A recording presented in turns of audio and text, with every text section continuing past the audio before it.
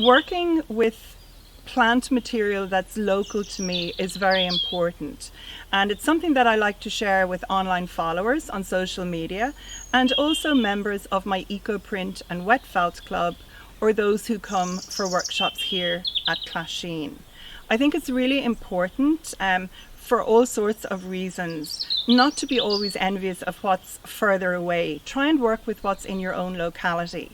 And this plant behind me, which is rosebay willow herb, would be a good case in point. Many of you may know it as fireweed, and you may wonder why I allow it grow here in my garden and actually cultivate it, but it gives the most wonderful eco prints.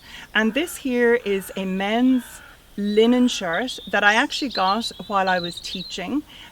Friends and I, we went to a thrift store and I found this pale blue shirt, and I just love working and reinventing garments. So I will always be on the lookout for pale coloured garments, and I look for ways that I can revamp them using vegetation which grows here on my property.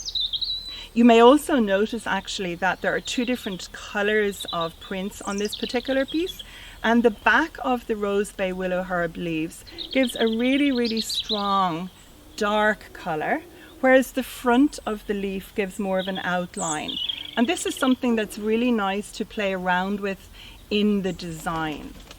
So look at what is in your own locality. If you live in a city, for example, there are going to be trees in parks and there'll be weeds in the sidewalk.